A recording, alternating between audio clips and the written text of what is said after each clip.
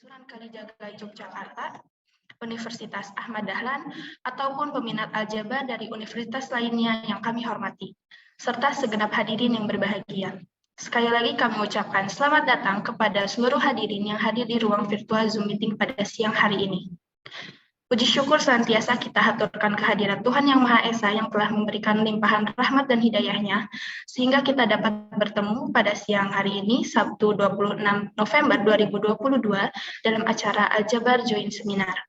Sholawat serta salam tak lupa kita haturkan kepada junjungan Nabi kita, Nabi Muhammad SAW, yang telah membawa kita dari zaman jahiliyah menuju zaman Islamnya. Semoga kita mendapat syafaatnya di yaumil akhir nanti. Amin ya rabbal alamin. Perkenalkan, saya Metania Zahra sebagai Master of Ceremony akan membacakan susunan acara pada siang hari ini. Yang pertama, pembukaan, kedua, sambutan-sambutan, ketiga, dokumentasi, keempat, acara inti dan sesi diskusi, kelima, penutup. Memasuki acara yang pertama, yaitu pembukaan, marilah kita buka acara siang hari ini dengan membaca basmalah bersama-sama. Bismillahirrahmanirrahim. Amin. Acara yang selanjutnya yaitu sambutan-sambutan.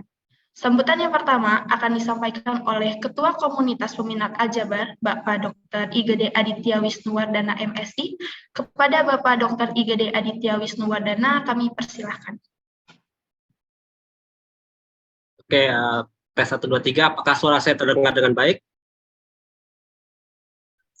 Terdengar, Bapak. Terima kasih ya. Selamat siang semuanya. Senang rasanya bisa datang lagi di AJS. Ini di KPA bagian tengah ini adalah bagian KPA yang paling aktif di Indonesia ya. KPA itu ada 3 ya, timur, tengah, sama barat gitu. Dan saya bangga karena KPA tengah itu paling rajin. Gitu. Nah, pertama saya ingin mengucapkan selamat datang buat semua. Terima kasih pada jurusan Pendidikan Matematika Ahmad Dahlan ya atas kerja kerasnya untuk menyelenggarakan seminar aljabar bulanan ya, hampir tiap bulan kalau nggak salah, diselenggarakan di KPA wilayah tengah ya. Oke, saya lihat ada yang saya hormati, Kaprodinya ada ya, Kaprodi Mohon izin pada kesempatan hari ini Bu Kaprodi berhalangan hadir, tapi diwakili oleh Bapak Ketua Rumpun Aljabar. Di sini ada Pak Uus, Pak Adit. Oke ya, salam kenal Pak Uus. Terima kasih atas dukungannya pada seminar Aljabar bulanan dari AJS ya. Ya, sama-sama Pak Adit. Yang saya hormati juga ada Mas Pugu, Wakil Ketua KPA Pusat. Ada Mbak Niken juga. Makasih sudah turut memeriahkan acara ini, juga Ketua KPA Tengah, Mas Suha Isnaini. Terima kasih sudah capek-capek membantu teman-teman di WADE untuk terselenggaranya seminar aljabar. Oke, tidak lupa saya ucapkan terima kasih sebesar-besarnya pada Ibu Habibah dan Mas Zakaria sebagai narasumber yang akan membawakan materi yang sangat menarik, yaitu Bu Habibah tentang pewarnaan gerak, dan Mas Zakaria tentang keprimaan pada struktur aljabar ya. Ini ada 2 ya dibahas sama Zakaria, yang ring sama yang modul gitu. Oke, terakhir saya ingin ucapkan selamat menikmati buat rekan-rekan mahasiswa dan rekan-rekan dosen yang mungkin tidak saya sadari kehadiran di sini. Oke, semoga seminar ini memberi motivasi, khususnya buat adik-adik mahasiswa, mungkin motivasi tentang topik skripsi, dan buat teman-teman peneliti ini mungkin membuka peluang untuk kerjasama. Oke, sekali lagi saya ucapkan selamat menikmati seminar aljabar. Saya kembalikan ke Mbak Meta ya.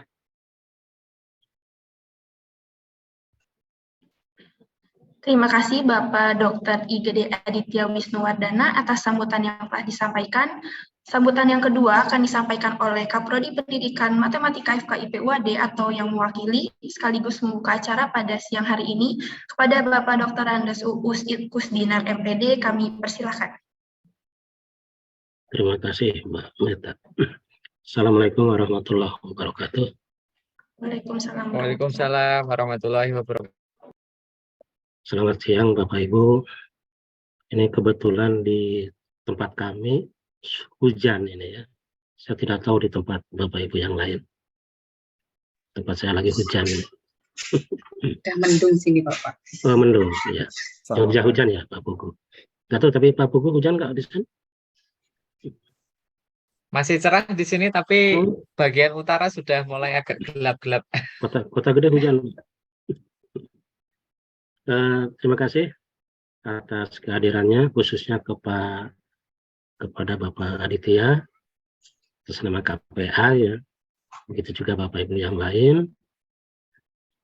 Khususnya kepada KPA kami ucapkan terima kasih. Ini adalah pertemuan yang rutin ya dari KPA. Meskipun mungkin beberapa saat ini banyak daringnya ya. Tidak seperti dulu bisa luring gitu. Bisa saling ketemu secara langsung.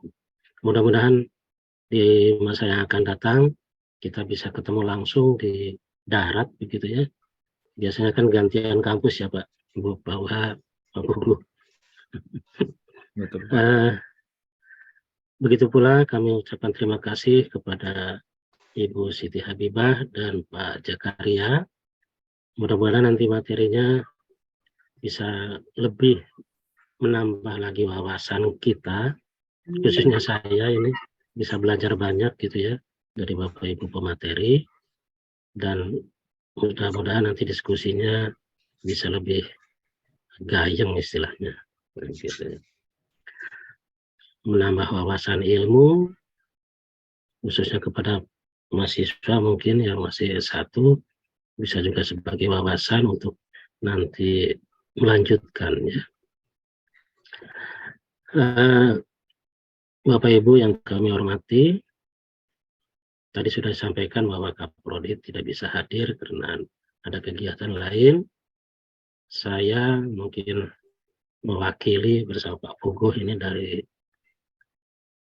istilahnya apa ya, kelompok ya atau bidang Aljabar ya di Universitas Ahmad Dahlan.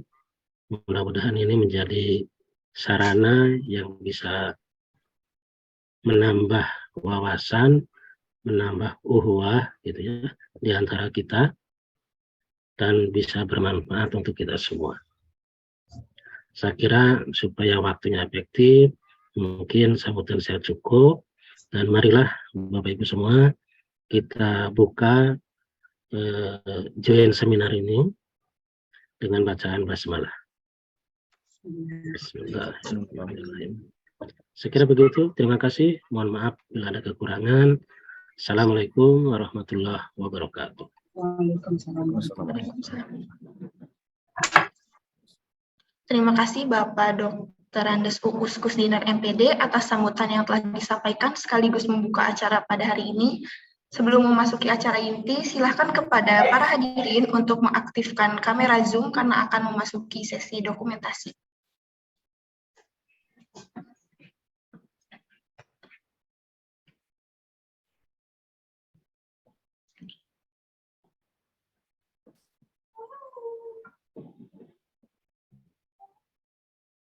Bapak Ibu ada 3 layar. Mohon dapat hold on kamera dulu ya. Saya coba screenshot untuk laman pertama dulu. 1. Ini Pak Jaki, namanya beda Pak Jaki.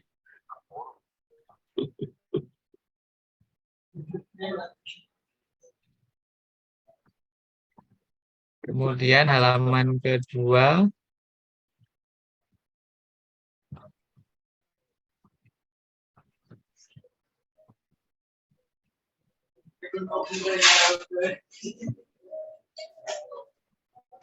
Oke, halaman terakhir.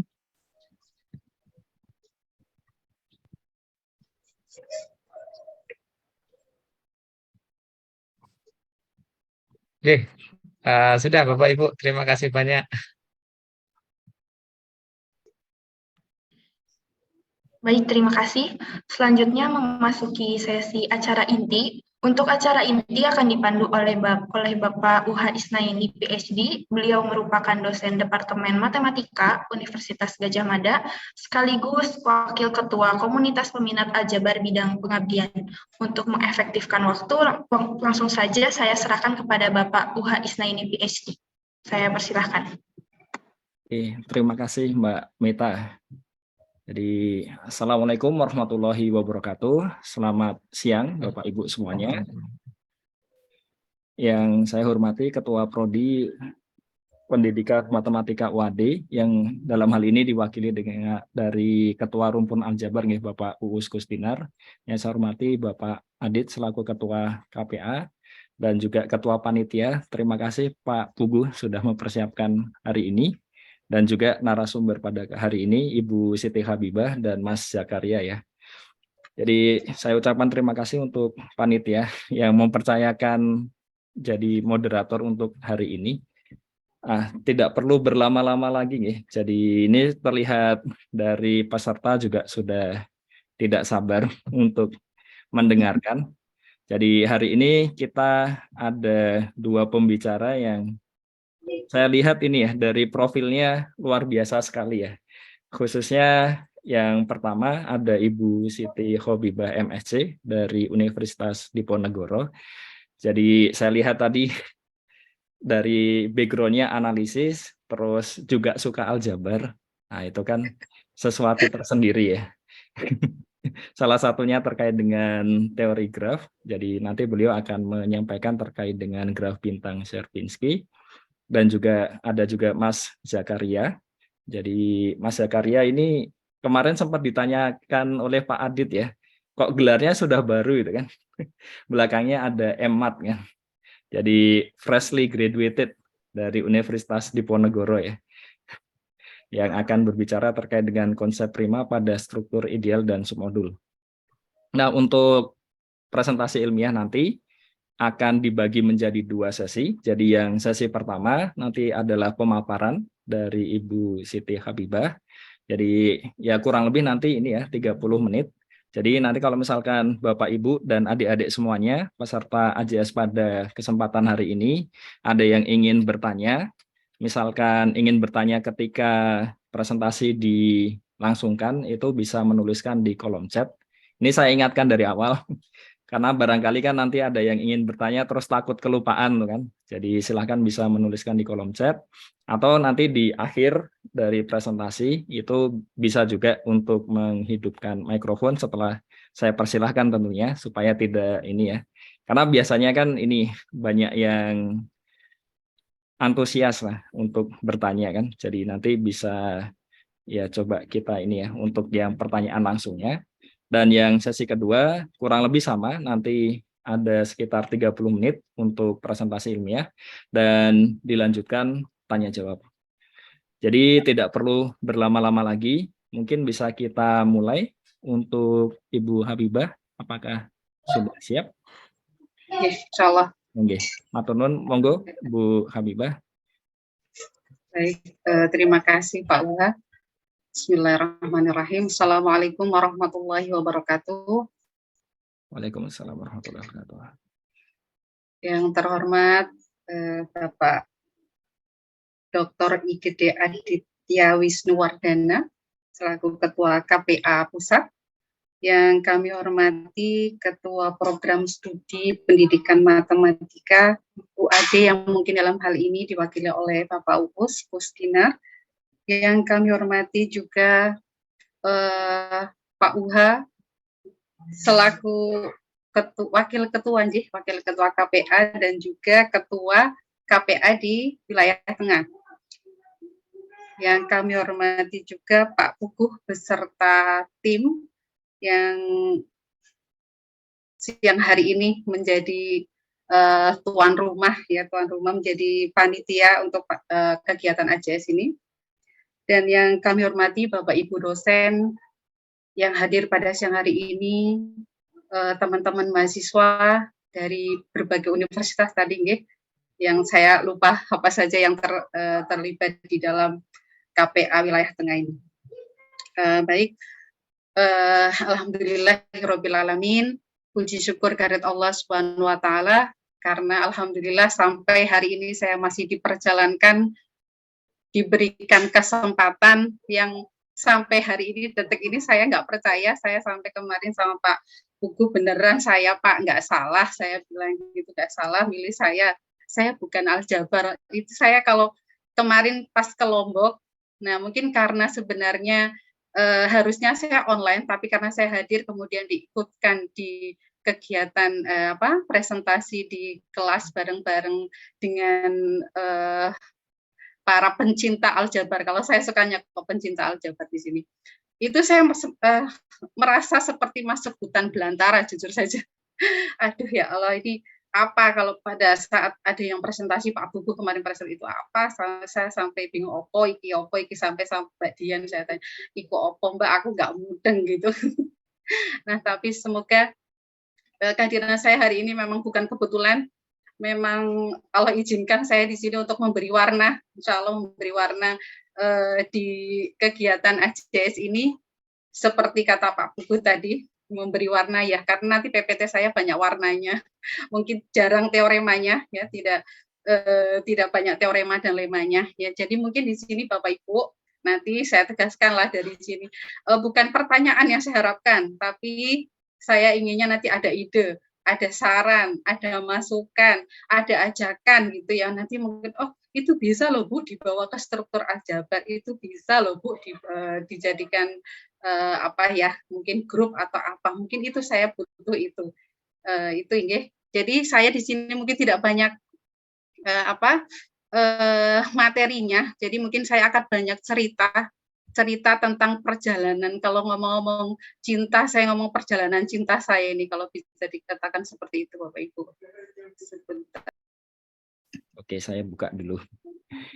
Baik, sambil mungkin membuka filenya, jadi mohon izin teman-teman. Jadi di sini awalnya sebenarnya kenapa saya sampai tertarik ke graf bintang Sierpinski ini, dari bermula saya dikenalkan fraktal oleh Prof. Widodo waktu itu, almarhum Pak Widodo, Prof. Widodo, semoga beliau dirahmati, dilapangkan kuburnya begitu. Ya, jadi pertama kali saya kenal fraktal itu memang, ya mungkin bisa next Pak. Oke. Ya, jadi ini, jadi begitu saya lihat fraktal itu, saya melihat, wow, cantik banget begitu. Ini beneran matematika. Nah di situ saya sebenarnya waktu itu tesisnya kepengen ngambil fraktal ini, tapi oleh Prof. Widodo kalau bisa jangan fraktal, karena memang sudah ada yang mengambil tapi belum selesai gitu. Akhirnya ya sudahlah, saya kembali ke analisis lagi. Akhirnya ke analisis, tapi begitu saya pulang ke Undip ternyata saya tidak bisa melupakan fraktal begitu. Nah mungkin saya kalau lihat ini kan ada Julia set, ada Mandelbrot set, kemudian ada Saljukoh di sini ya. Nah itu saya nggak terlalu suka yang mungkin terlalu girly begitu ya. Mungkin saya lebih senang yang seperti Saljukoh inilah. Kemudian yang next yang mungkin saat ini saya bahas di sini adalah yang selanjutnya. Pak Uha bisa di-share selanjutnya. Ya, jadi ini untuk segitiga Sierpinski ya. Jadi menarik sekali buat saya begitu melihat bagaimana segitiga Sierpinski ini dibentuk. Jadi dari satu segitiga kemudian dia dibuat seperempat gitu ya, dibuat jadi setengahnya ukurannya, kemudian jadi 4 segitiga, kemudian yang segitiga di samping-sampingnya itu di ujung atas, samping kiri dan samping kanannya dibuat lagi menjadi 4 segitiga dan seterusnya. Mungkin bisa di next Pak ya, terus mungkin bisa diteruskan ya begitu. Nah jadi itu segitiga Sierpinski namanya. Mungkin kalau ada yang belum kenalan, di sini saya begitu tertariknya sampai berpikir kayak orang jatuh cinta itu kan kalau baru kenal, googling gitu, kira-kira cari di sosmednya, kira-kira kita di Facebooknya siapa sih, berteman bareng siapa, kan begitu, pertemanan dia berteman dengan siapa yang mungkin kita kenal gitu ya. Nah itu ternyata ketika saya googling, saya ketemu graf gitu, graf yang dia berkaitan dengan segitiga Sierpinski ini. Mungkin bisa di next, Pak. Ya, jadi segitiga Sierpinski ini merupakan suatu bentuk fraktal yang serupa dengan dirinya sendiri atau self-similar. Mungkin, ya, jadi mungkin next saja. Nah, di sini saya menemukan beberapa graf yang terkait dengan segitiga Sierpinski ini. Ya, jadi di situ ada graf Sierpinski gasket yang benar-benar sama persis dengan bentuk segitiga Sierpinskinya. Nah, kemudian ada lagi, next, Pak Uha. Ada graf Sierpinski di sini mirip, tapi ada tambahan sisi di antara segitiga yang atas dengan yang samping kiri, samping kanan itu ada ditambahkan garis lagi begitu. Kemudian, nah di sini saya mencoba kira-kira apa ya, kok saya sepertinya bisa bikin graf dari segitiga Sierpinski ini. Nah, kemudian saya kepikiran ini graf bintang Sierpinski. Jadi waktu itu pada 2017 saya baru bisa mendefinisikan secara geometri saja. Jadi graf bintang Sierpinski saya notasikan dengan SSN karena Sierpinski star begitu dalam bahasa Inggrisnya, Sierpinski star SSN, dengan N-nya lebih besar sama dengan 1, didefinisikan sebagai graf yang dibentuk dari segitiga Sierpinski. Nah, dari titiknya itu, titik dari graf bintang Sierpinski ini merepresentasikan sebuah segitiga pada segitiga hasil iterasi ke N. Jadi kan kalau segitiga Sierpinski itu kan isinya segitiga-segitiga. Nah, itu segitiganya itu jadi titik di grafnya. Nah, kemudian nanti yang tengah itu kan segitiganya tetap gitu ya, nggak diiterasikan, jadi nggak dibagi lagi. Nah, itu nanti saya sebut sebagai segitiga pusat. Nah, itu menjadi titik pusat di graf bintang Sierpinskinya. Sedangkan sisinya, nah sisinya waktu itu saya bingung, sisinya apa kira-kira ya yang mendefinisikan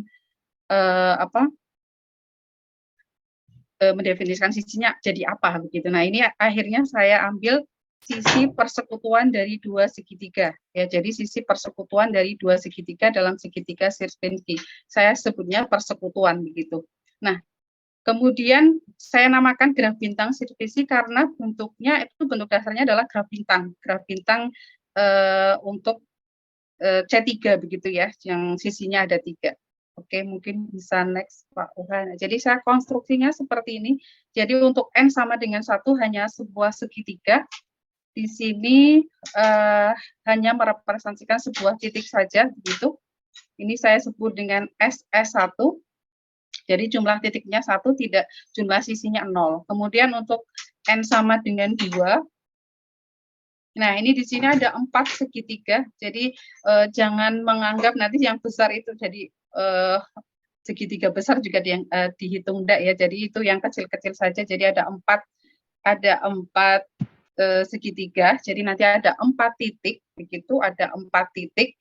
Dan sisinya itu adalah kalau saya bilang persekutuan, jadi itu kan sisi yang bagian bawah segitiga atas itu kan menjadi sisi yang tengah itu juga. Nah, itu jadi sisinya. Nah, begitu. Begitu pula yang samping-sampingnya itu kan persekutuan antara yang kiri dengan yang tengah dan yang kanan dengan yang tengah juga begitu.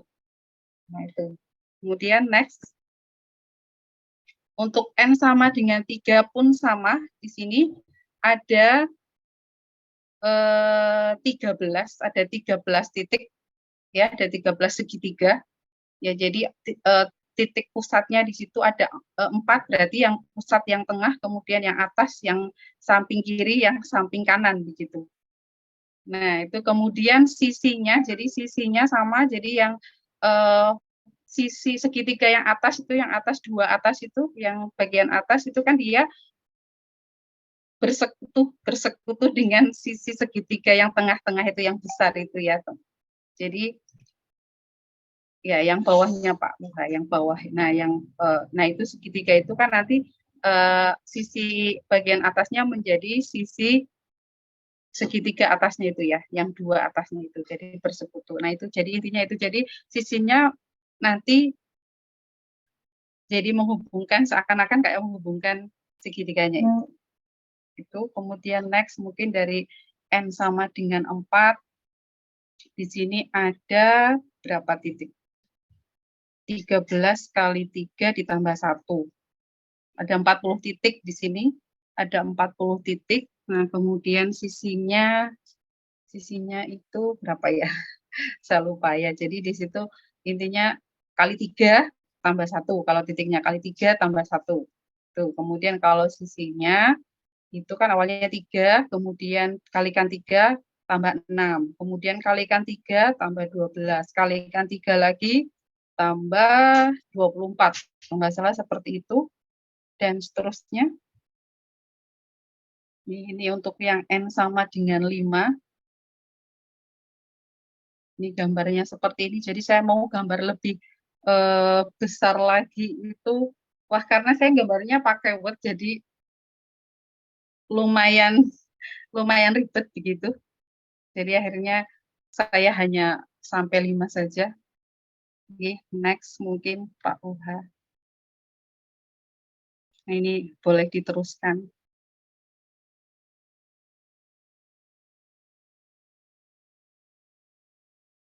Ya, gitu. Ya, jadi ini ya Bapak Ibu, jadi dari segitiga, kemudian jadi 1 titik, jadi 4 segitiga, 4 titik, ada 3 sisi di situ, kemudian ada 13 segitiga, ya jadi 13 titik, kemudian sisinya ada 3, ada 15 gitu, dan seterusnya. Nah, itu saya gambarnya hanya sampai 5, tapi bisa diteruskan sebenarnya, bisa diteruskan lagi sampai ke ya N, sampai tak berhingga.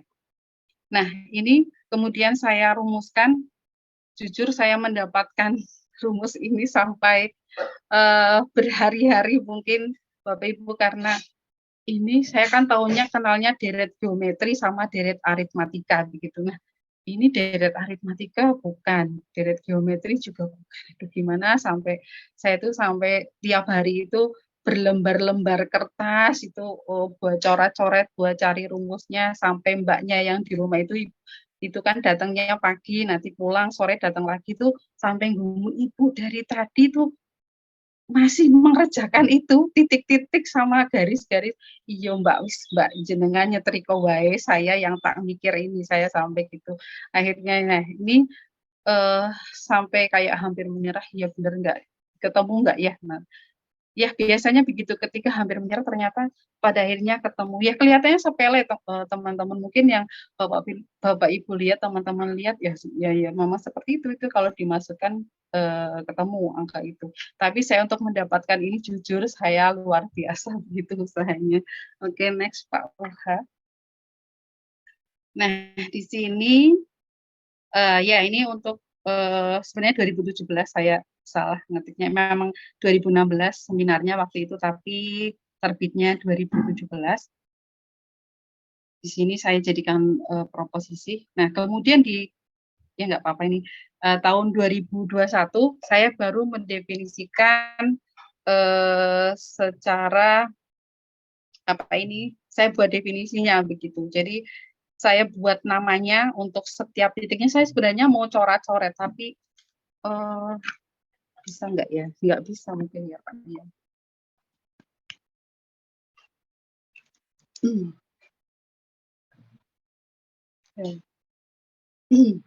Ya sebenarnya saya mau mencoba coret-coret di sini, tapi karena ya tadi ada kendala, mohon maaf mengganggu. Ya jadi di sini graf bintang sirfinsi SSN untuk N lebih besar sama dengan 2 merupakan graf dengan himpunan titik P SSN, ini himpunan N tupel begitu yang terdiri atas 01, bukan N tupel, N-1 tupel ya, 0, 1, 2, 3. Jadi saya namakan titiknya itu, kalau untuk SS ini kan mulai dari 2. Berarti kalau N2 itu hanya terdiri atas satu saja, U1 begitu. Kalau nanti N-nya sama dengan 3, berarti nanti ada U1, U2. Untuk N sama dengan 4, nanti ada U1, U2, U3, begitu sampai dengan, kalau N ya berarti U1, U2, sampai UN-1. Nah, nanti yang ada nolnya di situ, ini kan 2 titik U, ya, dengan UI-nya elemen dari 0, 1, 2, 3. Jadi yang ada nolnya itu khusus yang di titik pusatnya itu, yang saya bilang titik pusat ya. Jadi kalau pas di SS1 mungkin bisa di next dulu Pak Uha. Nah, di sini saya bisa contohnya di situ SS3. Berarti kalau SS3 itu kan 2 titik ya, teman-teman. Jadi kalau yang pusatnya itu nanti 0, 0, yang atas bagian atas itu 1, 0, yang kiri itu 2, 0, yang kanan 3, 0. Itunya nama titik pusatnya. Jadi kalau tadi yang SS2-nya, SS2 itu kan berarti cuma segitiga, hanya 3 ya, sepertiganya itu yang bagian atas saja, misal itu hanya 0, 1, 2, 0, 1, 2, 3. Jadi 0 itu untuk yang tengah, 1 itu untuk yang atas, 2 itu untuk yang samping kiri, dan 3 itu untuk yang samping kanan. Nah, ketika diiterasikan lagi, jadi SS3 ini, jadi yang atas yang awalnya hanya 0, 1, 2, 3, ditambah 1 depannya, 1, 1, 1, 0, 1, 2, 1, 3. Kemudian yang sebelah kiri itu jadi 2, 1, 2, ya 2, 0, 2, 1, 2, 2, 2, 3. Yang kanan nanti jadi 3, 0, 3, 1, 3, 2, 3, 3, begitu. Kemudian yang SS4 mungkin di situ bisa dilihat, jadi ada 3 ya, di situ U1, U2, U3, jadi penamaannya ada 3 bilangan di situ.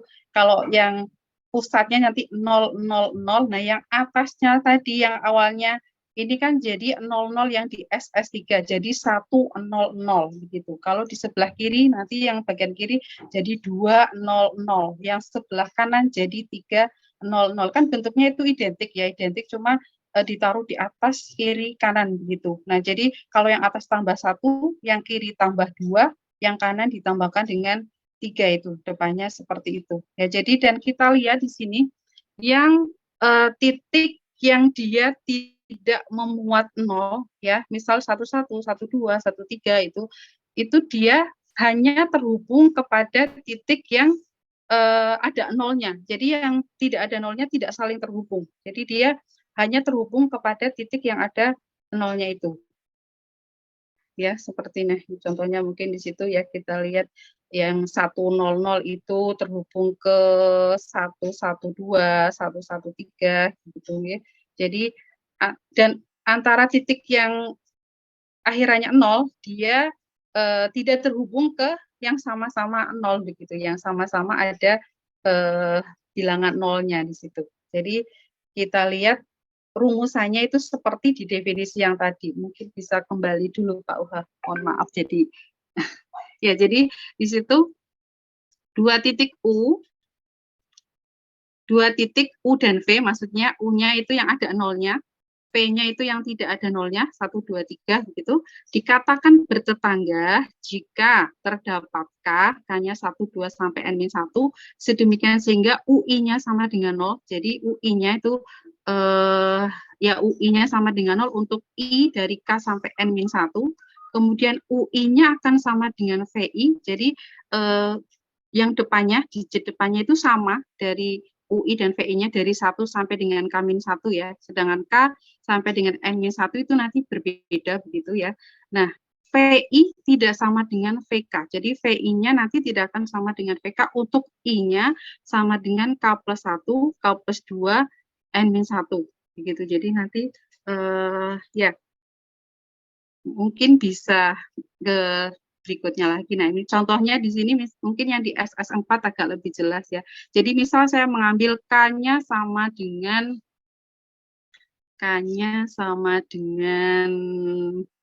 berapa ya? K-nya sama dengan 2. Misal di titik yang paling atas ya 1, 1, 0. 110. Nah, itu kita lihat dia kan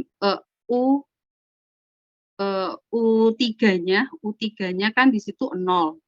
Nah, terus U1, U2-nya 1. Nah, itu yang dia terhubung ke U1 ke situ yang depannya sama. Nah, yang V-nya kan itu yang atas yang terhubung kan 11, 111, 112, 113 ya. Jadi 2 digit di depannya sama. Nah, kemudian digit yang terakhirnya kan yang atas 1, kemudian yang kiri 2, yang kanan 3 gitu.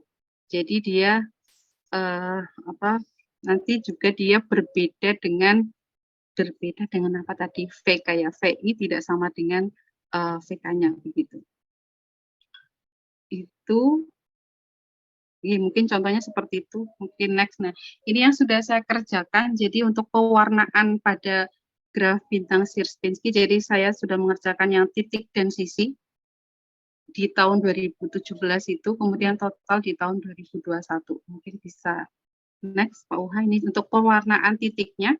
Jadi hanya ada 2 warna untuk pewarnaan titik pada berapapun, jadi pada N berapapun. Ini contohnya saya kasih untuk SS4, untuk N sama dengan 4, mungkin bisa di next di lens. Jadi ini pewarnaannya. Jadi untuk segitiga, untuk titik pusatnya itu warnanya merah semua gini, atau mungkin saya kasih notasi 1 begitu. Kemudian yang bukan titik pusat itu saya kasih warna biru semua. Ya, jadi ini memenuhi syarat dari pewarnaan titik. Jadi hanya cukup 2 warna saja untuk pewarnaan titiknya. Kemudian next. Nah, untuk pewarnaan sisinya, ini kita lihat. Nah, di sini nih SS4 ya.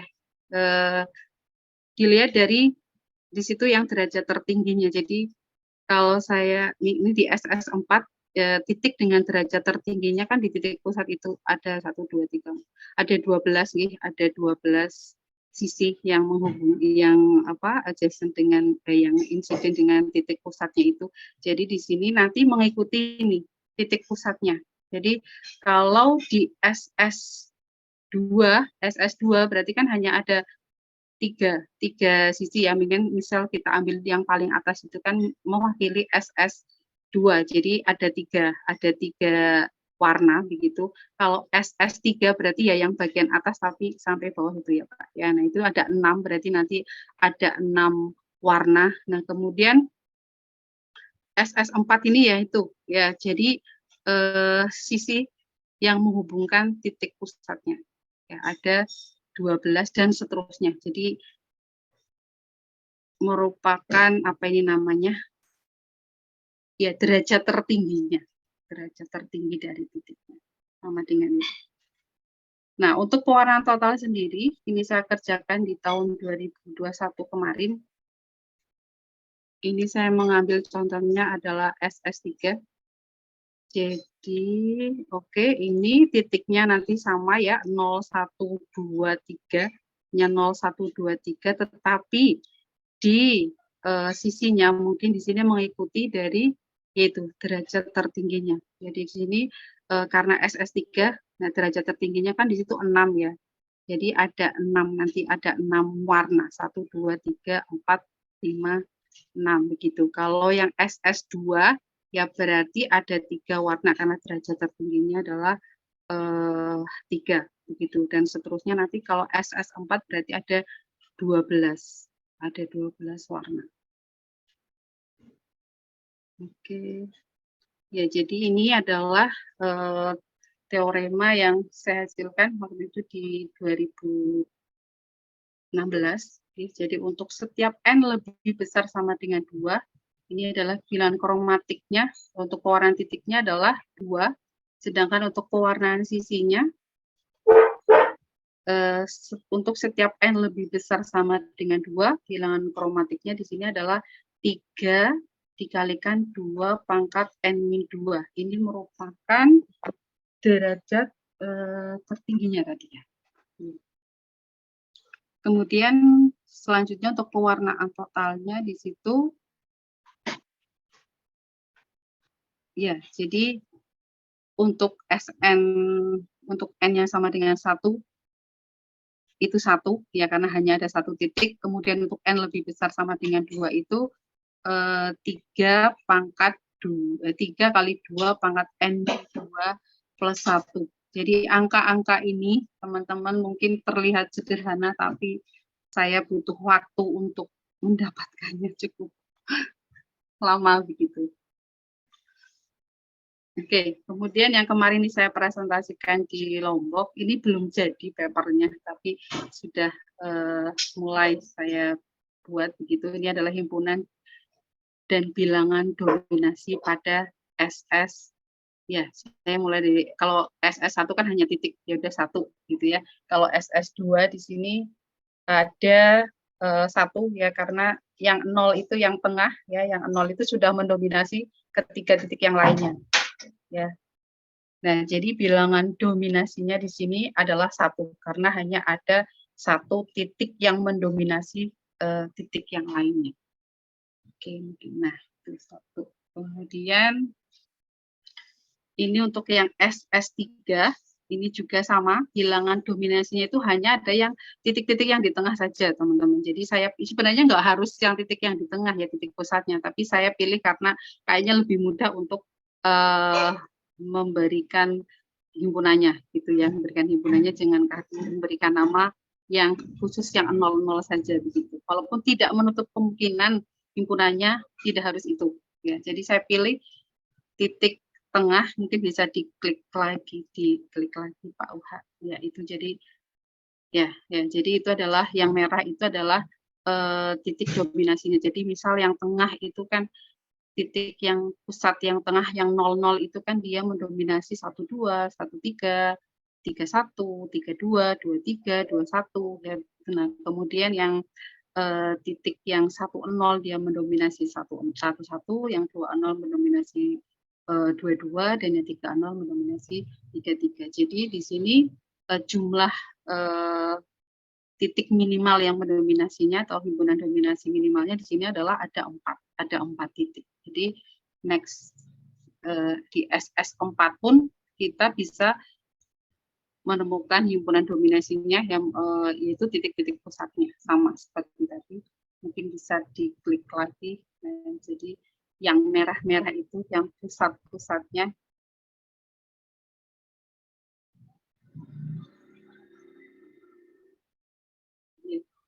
Itu next mungkin. Nah, itu jadi untuk himpunan dominasi dari SS4 ada 13 nih. 4 kali 3 tambah 1 ya ada 13 titik yang mendominasi. Next Pak Uha. Nah, di sini saya kesimpulannya adalah rumusnya di sini untuk iterasi ke N ya, bilangan dominasi untuk SSN adalah setengah dikalikan 3 pangkat N-1 min 1.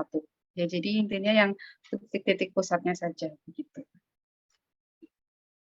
Ya. Ya, jadi ini untuk kesimpulan yang kemarin ya. Jadi himpunan dominasinya itu kita hanya mengambil titik yang berakhiran 0. Intinya semua titik yang berakhiran 0 itu nanti menjadi himpunan dominasinya. Kemudian bilangan dominasinya tadi ya setengah 3 pangkat N-1 min 1 ini untuk N lebih besar sama dengan 2.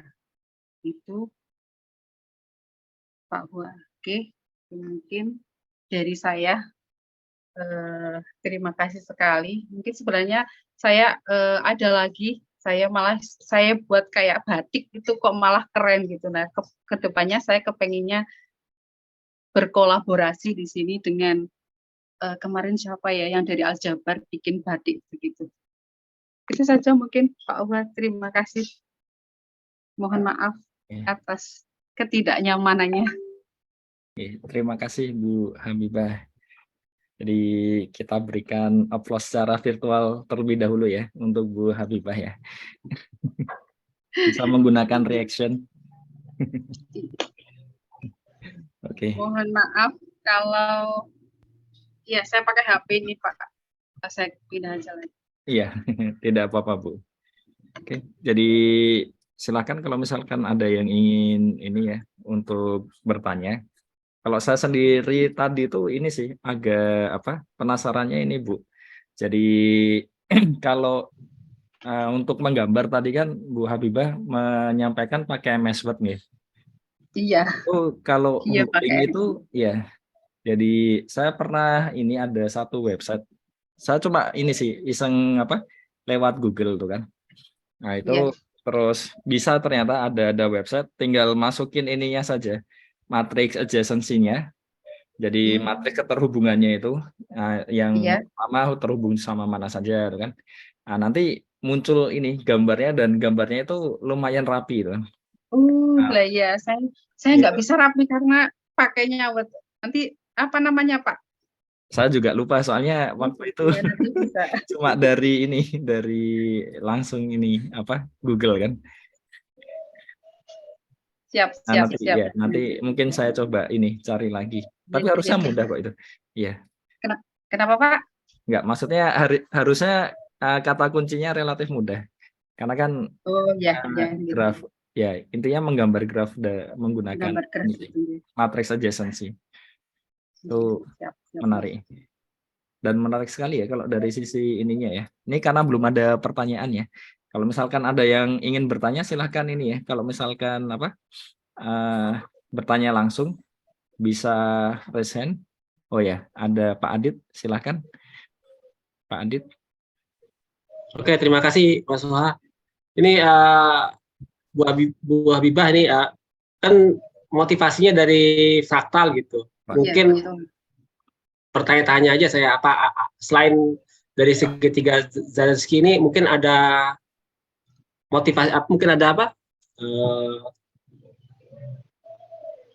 objek fraktal lain yang Bu Habibah lagi teliti untuk dibawa ke graf gitu. belum ada Pak. Ya baru segitiga Sierpinski ini. Oh, kayaknya menarik kalau punya Mungkin ya Pak, mungkin yang lain bisa juga atau mungkin dibawa ke aljabar juga mungkin bagus ya Pak. ya. Ya, nanya itu ya siapa tahu ada objek Belum, saat ini belum. Semoga ada. Semoga next nih Pak itu sepertinya kayak salju Koh itu juga bisa dibuat jadi graf gitu. Jadi itu kan dari segitiga kemudian skalanya 1/4 kayak ditekuk gitu ya. Jadi bentuk apa itu. Nah, itu nanti terus diiterasikan gitu. Itu juga bisa jadi graf mungkin. Ya, terima kasih Bu Habibah.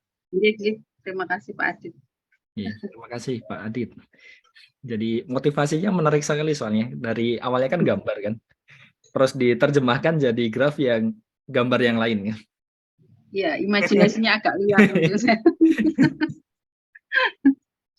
Oh ya Bu, untuk yang linknya tadi sudah saya masukkan ke kolom chat kan. Intinya ini sih kata kuncinya draw graph using adjacency matrix. Oh, oke. Cuma memang harus mendefinisikan ini ya, matriks adjacency-nya kan. Harus Gitu. ngitung mana yang adjacent kan. Oke, jadi ini ada pertanyaan lain dari Pak Pugu, silakan mungkin ingin on mic. Baik, terima kasih Pak Wahab. Mohon izin Bu Habibah, tadi Bu Habibah menyebutkan ada pola badik yang mau dilanjutkan Bu. Ini polanya seperti apa Bu? Penasaran. Iya, ini kan sebenarnya mau saya tampilkan malah itu. Oh, di laptop ya Bu ya? Iya, di laptop. Nggak apa-apa. Ya, dari gambar itu Pak, dari saya ngambil dari gambar yang dari SS5 gitu. SS5 itu kan bentuknya segitiga ya. Nanti misal segitiga, terus nanti sebelahnya segitiga lagi tapi dibalik gitu. Nanti yang satu, nah gitu. Jadi bagus, bentuknya bagus kayak batik gitu, membentuk batik. Kemudian dibikin lingkaran gitu, dibikin segitiganya ditumpunya melingkar gitu. Pertama adalah pertolongan atau pengobatan. Jadi bagus Bu, itu untuk ini ya, pengabdian masyarakat juga bisa itu. Iya. Jadi semoga. Terima kasih Bu Habibah. Sami-sami. Ya, terima kasih Pak Pugu ya. Jadi kalau yang kemarin waktu KPA ada Bu Gantina ya yang menggunakan grup. Oh iya, bukan Tina, lupa Iya. saya. Jadi Ya, bikin batik pola pakai pola ini. batik yang diabstrakkan ya. Iya. Iya, nanti itu kan bisa dirotasi, bisa ditranslasi. Maksudnya translasi. berarti saya kayaknya masuk ini kalau ke Nah. itu batiknya Bu Gantina. Iya. Di translasi soalnya kalau lihat dari SS4-nya tadi kan sudah kelihatan ini ya, polanya menarik itu kan. Iya, Bagus. SS4, SS5 itu kan sudah. Ya. Itu kalau diteruskan lah, karena saya pakai Word kan jadinya agak ribet itu loh Pak, kalau bikin yang lebih besar lagi. Untuk N lebih besar lagi susah. Ya, terima kasih Ibu. Ini silakan mungkin kalau ada pertanyaan lagi, kita masih ada beberapa menit untuk ini sesi tanya jawab. Kalau saya tuh ini malah justru waktu ngelihat itu tadi jadi teringat yang ininya Bu Lucia dulu kan. Jadi Bu Lucia itu kan kalau nggak salah ini ya bikin peta, terus kumpulan dari peta kan jadi atlas kan. Iya. Kalau tidak salah ya. Nah, ini kan kira-kira memungkinkan enggak ya? Ini misalkan kita punya kumpulan dari graf-graf ininya kan, Sierpinski-nya mungkin diambil beberapa yang SS sekiannya tuh kan. Nah, terus di bundle apa ya namanya? Kayak ya itu kayak idenya kan kayak kumpulan peta jadi atlas tuh kan.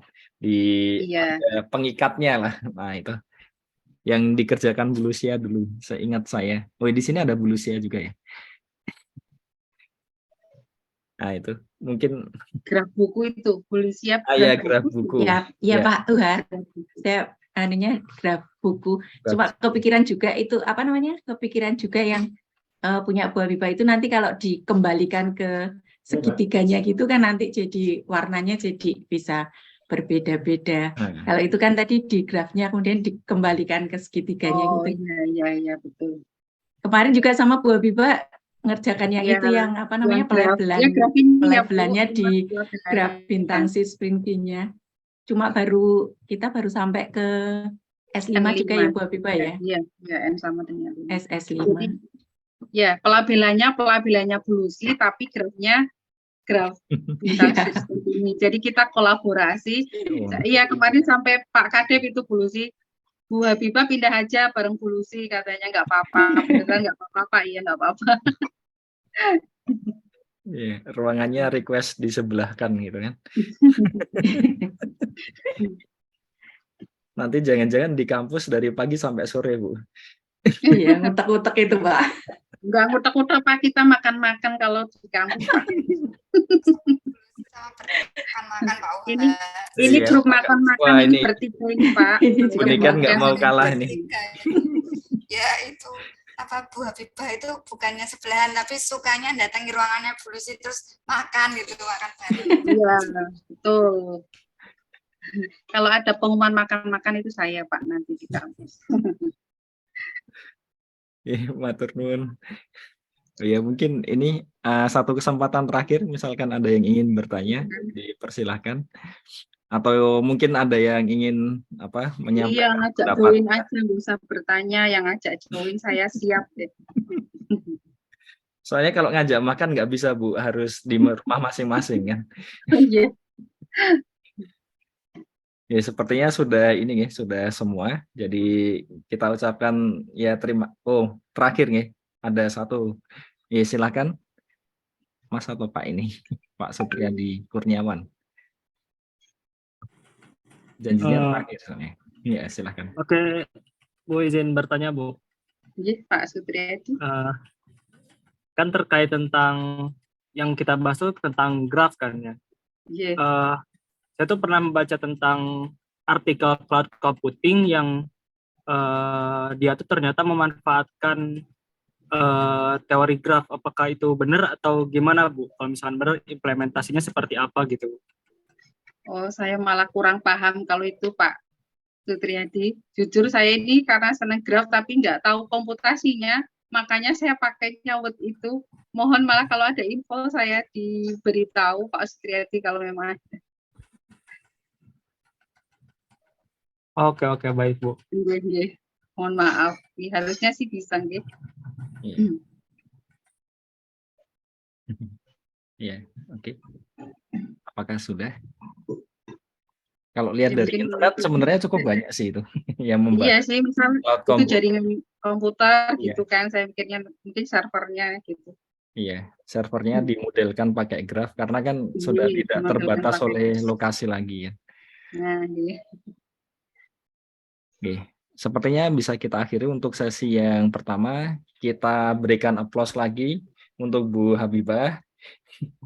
Jadi terima kasih Mohon maaf sudah sharing. kalau tadi ada lagi. Iya, buat nomor-nomor Bu. Oke, terima kasih. Jadi kita lanjut untuk sesi yang kedua. Nah, untuk yang sesi kedua ini fresh ya, baru lulus ya. Kalau tidak salah tuh, seingat saya waktu mendaftar yang 3MT kemarin itu masih posisinya mahasiswa kan? Masih mahasiswa.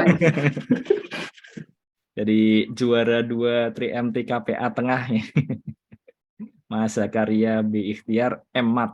Nah, jadi mungkin masih cukup ini ya, cukup baru lah yang menggunakan gelar MMAT saat ini. Jadi Mas Zakaria nanti akan sharing terkait dengan konsep prima pada struktur ideal dan submodul. Nah ini kelihatan sekali ya kalau Bu Habibah tadi memberi warna ya, karena habis ini kan kita kembali lagi ke struktur aljabar. Terima kasih, silakan Mas Zakaria, apakah sudah siap? Baik Pak, terima kasih Pak. Oke, silakan.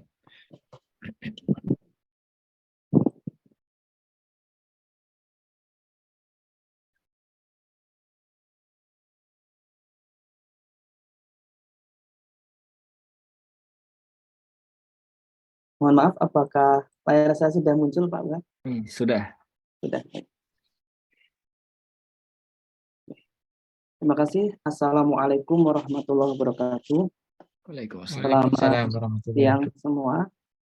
Yang saya hormati ada Pak Adit selaku Ketua KPA Pusat, kemudian ada Pak Puguh selaku panitia, ada Pak Uha, kemudian ada Pak Uus, kemudian beberapa tadi saya melihat ada yang hadir Bu Ani Mu'analifah, beliau dosen S1 saya di UIN Wali Songo, kemudian ada Bu Lucy, ada Pak Zaki. Pak Zaki dulu pernah mengisi waktu saya masih mahasiswa semester 1 atau 2 di UIN Wali Songo dulu. Kemudian ada Mas Musa, itu yang saat saya mengerjakan tugas akhir juga sering sekali tanya ke Mas Musa. Kemudian ada Bu Niken, sepertinya pembimbing abadi saya ini, entah kapan. Sebelum saya masuk ke konsep prima pada struktur ideal dan submodul, sebenarnya saya sampaikan terima kasih pada Pak Puguh dan panitia yang sudah memberi kesempatan untuk saya menyampaikan ini adalah hasil belajar dari tugas akhir saya, dibimbing oleh Bu Niken dan Bu Titi. Ya, sebelumnya juga saya sampaikan bahwa saya termasuk baru di dalam penelitian aljabar gitu Bapak Ibu dan teman-teman semua. Karena dulu ketika S1 Bu Ani Mu'analifah selaku dosen bidang aljabar saya ketika semester 6 tuh yang harapan saya bisa membimbing skripsi begitu, malah ditinggal studi belajar gitu. Akhirnya ya mengerjakan penelitian aljabar sebisanya. Kemudian juga ketika S2 juga sama, beruntung sekali alhamdulillah di akhir-akhir studi bertemu Bu Niken dan akhirnya bisa diberi ide untuk mengerjakan tugas akhir ini. Jadi kalau milik Bu Habibah tadi mungkin sesuatu yang baru, penemuan yang baru begitu. Kalau apa yang saya kerjakan ini sebenarnya adalah yang sudah ada, kemudian saya pelajari, kemudian saya sampaikan ulang menurut bahasa saya. Gitu, Pak. Juga beberapa artikel ini saya juga ambil dari Pak Adit, belajar dari artikel-artikel Pak Adit yang banyak sekali membahas ideal prima ataupun submodul prima. Baik, langsung saja mungkin kita akan masuk ke konsep prima pada struktur ideal dan submodul.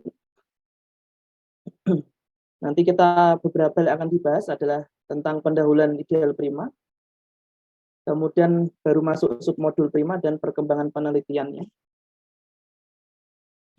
Ya. Jadi penelitian ini, apa yang sudah saya pelajari, kemudian saya cantumkan ke dalam gambar ini, bagaimana ideal prima itu muncul gitu. Yang pertama yang saya pahami adalah kita memiliki konsep bilangan prima. Kemudian di dalam bilangan prima ini nanti kita muncul suatu lemma, yaitu lemma Euclid dalam bilangan prima. Modal keduanya kita punya suatu ring komutatif ya, dalam penelitian menggunakan ring komutatif. Dari ring komutatif ini nanti kita akan memiliki ideal di dalamnya. Nah, dari dua hal ini kita punya lemma Euclid, kemudian punya ideal. Keduanya digabungkan begitu, atau bagaimana nih bahasanya, sifat-sifatnya digabungkan sehingga muncul suatu konsep yang disebut ideal prima. Kemudian ideal prima ini nanti bersamaan dengan konsep elemen pembagi nol pada suatu ring gitu. Dua hal ini nanti akan memunculkan konsep yang dikenal dengan ideal prima lemah. Nah, kemudian dari ideal prima lemah ini nanti bersamaan dengan konsep ideal nilpotent nanti akan memunculkan suatu konsep baru namanya ideal hampir prima. Dari sisi lain, saya membaca artikel itu, ideal hampir prima itu tidak hanya bisa dipandang sebagai perumuman ideal prima lemah, tetapi juga bisa dipandang sebagai perumuman dari ideal prima bersamaan dengan konsep daerah faktorisasi tunggal. Namun saya belum memahami bagaimana konsep ideal hampir prima ini datang dari daerah faktorisasi tunggal. Baik, selanjutnya ya. Yang pertama, kita sudah mengetahui bahwa bilangan bulat P yang lebih dari satu begitu disebut bilangan prima jika dimiliki DP, maka D adalah 1 atau P. Maksudnya kalau ada yang membagi habis P, maka D-nya itu adalah 1 atau P sendiri begitu. Contohnya saya kira sudah umum diketahui, 3 merupakan bilangan itu, tapi 4 bukan bilangan prima. Kemudian di dalam bilangan prima itu nanti akan muncul lemma Euclid. Kita menemukan lemma Euclid, yaitu diberikan P ini bilangan prima. Kemudian ada dua bilangan bulat. Jika P membagi habis hasil dari operasi AB, maka P membagi A atau P membagi B. Sebagai contohnya di sini, dimiliki 3, yaitu bilangan prima membagi habis 2 dan 6, 2 kali 6. Jadi jelas bahwa sebenarnya 3 membagi 6, kemudian 3 pas apa namanya? Mohon maaf. P membagi habis A atau P membagi habis B. Jadi di sini kita memiliki 3-nya membagi habis 2 kali 6, maka akan terpenuhi salah satu kondisi ini. P membagi A atau P membagi B. Nah, pada kondisi ini yang terpenuhi adalah 3 membagi 6. Nah, untuk 4 berlaku membagi 12 tetapi tidak membagi 2 ataupun tidak membagi 6. Itu lemma Euclid yang saya tahu begitu dari referensi. Kemudian kita akan masuk ke dalam ideal prima. Yang pertama didefinisikan idealnya dulu. Diberikan ring I, ring R, dan sebuah himpunan tak kosong I dalam R. Nah, himpunan ini disebut ideal pada R jika memenuhi RI dan IR-nya di dalam I. Kemudian jika I-nya tidak sama dengan R, maka I disebut ideal sejati pada R. Dan juga didefinisikan perkalian dua ideal di dalam R seperti ini. Ya. Kemudian kita akan masuk ke dalam bagaimana lemma Euclid itu ketika digabungkan ideal, maka di sini muncul ideal prima, yaitu ketika diberikan ring R dan ideal sejatinya P pada R. Ideal P ini disebut ideal prima pada R jika untuk setiap AB di dalam R, dengan AB-nya di dalam P, hasil operasinya di dalam P berlaku A di dalam P atau B di dalam P. Mungkin, nah, untuk memahami definisinya mungkin akan lebih mudah dengan tabel berikut. Jadi kalau kita pada bilangan prima, itu kita punya himpunan Z begitu. Dan pada ideal prima itu kita punya himpunannya nanti berupa ring R. Mungkin penulisan ini kurang tepat. Jadi penggambarannya seperti ini, himpunannya itu Z pada bilangan prima, kemudian pada ideal prima itu himpunannya R, kemudian kita punya subhimpunannya adalah P itu tadi, yang lebih itu. Pada ideal prima kita punya idealnya, yaitu ideal P, itu subset dari R. Elemennya adalah, kalau di dalam bilangan prima tadi AB di dalam Z, ideal prima kita punya dua elemen di dalam ringnya, begitu. Kondisinya adalah jika P membagi habis AB, begitu, itu pada bilangan prima yang tadi. Nah, pada ideal prima, AB-nya itu kondisinya di dalam P. Nah, sifat yang harus dipenuhi adalah P ini membagi habis A atau P membagi habis B. Nah, di dalam ideal prima, sifat ini dibawa menjadi A di dalam P atau B di dalam P. Jadi secara, kalau kita kembali lagi ke dalam definisi tadi, secara sederhana ideal prima itu adalah ketika kita punya ideal P begitu, kemudian kita mengambil dua elemen di dalam R dengan ketentuan bahwa hasil operasi kedua elemen itu di dalam P, maka berlaku P atau B di dalam P. Itu ideal prima. Kemudian, ini saya mengulang definisi tadi. Maka kita akan melihat contohnya. Kita punya ringnya Z, kemudian ideal sejati 3Z pada Z. Nah, ideal 3Z ini merupakan ideal prima pada Z. Karena untuk setiap AB di dalam Z, dengan ketentuan bahwa AB di dalam 3Z, itu pasti nanti berlaku bahwa A di dalam 3Z atau B di dalam 3Z. Contoh lainnya adalah ketika kita punya ideal 4Z pada ring Z, itu 4Z ini bukan ideal prima pada Z, karena kita bisa menemukan dua bilangan atau dua elemen pada Z, yaitu A kali B sama dengan 4 di dalam 4Z. Itu kita menemukan A sama dengan B sama dengan 2, dia bukan elemen dari 4Z. 4Z ini bukan ideal prima pada Z. Dan kita punya bahwa nantinya secara umum ideal NZ ini pada Z merupakan ideal prima jika N bilangan prima. Kemudian kita masuk ke dalam ideal prima lemah. Ya, seperti yang sudah dijelaskan dalam gambar tadi, ideal prima lemah itu dari ideal prima bersamaan konsep elemen pembagi nol begitu. Jadi kalau kita di dalam bilangan bulat tadi, ketika ada A kali B sama dengan 0, itu kan sudah dipastikan bahwa A-nya 0 atau B-nya 0 pada bilangan bulat. Tetapi berbeda di dalam konsep ring. Di dalam konsep ring ini kita mengenal elemen pembagi 0, yaitu ketika kita punya ring R,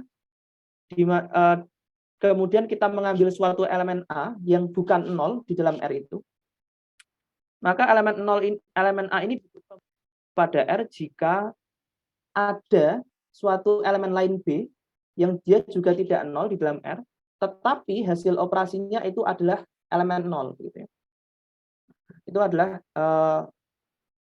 suatu elemen pembagi 0. Konsep yang membedakan antara ring dengan bilangan bulat tadi.